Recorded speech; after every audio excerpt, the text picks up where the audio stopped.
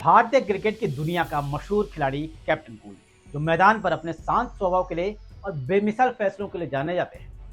लेकिन जरा सोचिए, जब उसी महेंद्र सिंह धोनी के नाम को स्पॉट फिक्सिंग जैसे घोटाले से जोड़ दिया जाए तो ऐसा हुआ था साल 2014 में, जब आईपीएल में स्पॉट फिक्सिंग और सट्टेबाजी के आरोपों की आंधी चल रही थी। तभी कुछ मीडिया हाउसेस ने, एक पूर्व आईपीएस अधिकारी ने आरोपों की इस आंधी में धोनी का नाम भी उछाल दिया था। झूठी खबरें फैली, सनसनीखेज दावे हुए और हेडलाइंस भी बनी, जो धोनी की सालों की मेहनत और ईमानदारी पर सवाल खड़े कर रही थी। लेकिन इस बार कैप्टन कूल ने भी ठान लिया था कि अब चुप नहीं रहना है। फिर उन्होंने मद्रास हाईकोर्ट का दरवाजा खटखटाया और उन्होंने जी मीडिया कॉरपोरेशन, वरिष्ठ पत्रकार सुधीर चौधरी, पूर्व आईपीएस जी संपत कुमार और न्यूज नेशन नेटवर्क के खिलाफ मुकदमा दायर किया और मानहानि के तौर पर 100 करोड़ रुपए का हर्जाना मांगा। उनके आरोप साफ थे। उन्होंने कहा कि इन्होंने मिलकर झूठी खबरें फैलाई हैं, धोनी को सट्टेबाजी और मैच फिक्सिंग में शामिल दिखाया और यहां तक कहा कि तमिलनाडु पुलिस ने उन्हें तलब किया, जबकि बात पूरी तरह से झूठ निकली।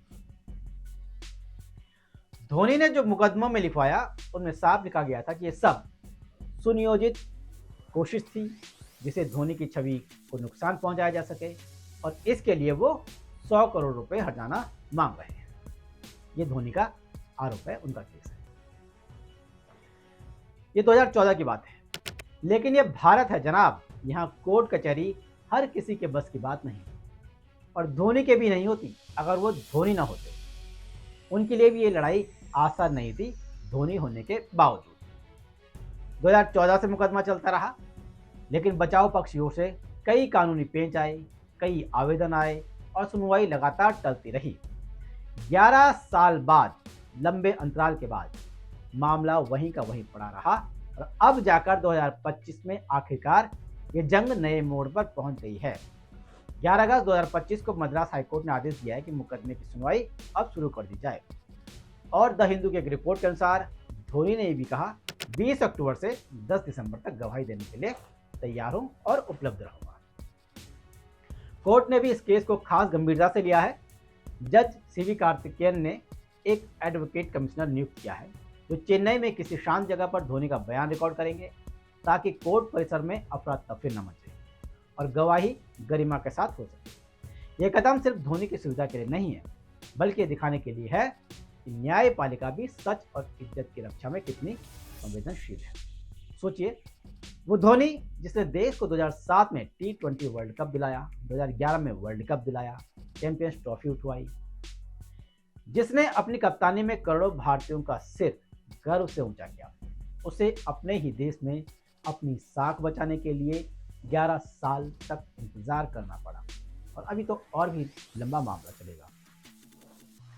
खैर, धोनी का धैर्य, उनका संयम और ये मुकदमा उसी कहानी का हिस्सा है जिसने उन्हें कैप्टन कूल की उपाधि दी है। यहाँ भी वो कूल नजर आए हैं, लेकिन फर्क यह है कि लड़ाई मैदान पर नहीं, अब अदालत में। वरिष्ठ वकील पीआर रमन ने धोनी की ओर से हलफनामा दाखिल किया है, जिसमें साफ कहा गया है कि धोनी इस मुकदमे को आगे बढ़ाना चाहते हैं, यानी अब खेल शुरू होगा। ये खेल शुरू हो चुका है। इस मामले की बड़ी बातें एक बार और आपको बता दें कि मुकदमा 2014 से पेंडिंग था। 11 साल बाद सुनवाई हो रही है, जिसमें Zee media corporation, Sudhir Chaudhary, Zee Sampat Kumar, news nation network आरोपी है और इस मामले में धोनी खुद गवाही देने के लिए तैयार हैं। अक्टूबर और दिसंबर के बीच वो उपलब्ध रहेंगे। साथ ही कोर्ट ने मीडिया सनसनी और भीड़ से बचाने के लिए खास व्यवस्था की है। ये मामला सिर्फ अब धोनी का नहीं है, ये उस सिद्धांत का भी है जिसमें कहा गया है कि झूठ कितनी भी तेज क्यों न दौड़े, सच एक दिन उसे पछाड़ ही देता है। 11 साल तक झूठ दौड़ता रहा, लेकिन अब सच की बारी है। अब सच को सामने आना है। धोनी मैदान में अपने विरोधियों को आखिरी ओवर तक मात देने के लिए मशहूर हैं। अब देखना है कि क्या अदालत के इस मैच में वो कैसे अपनी साख की जीत दर्ज करते हैं। नमस्कार।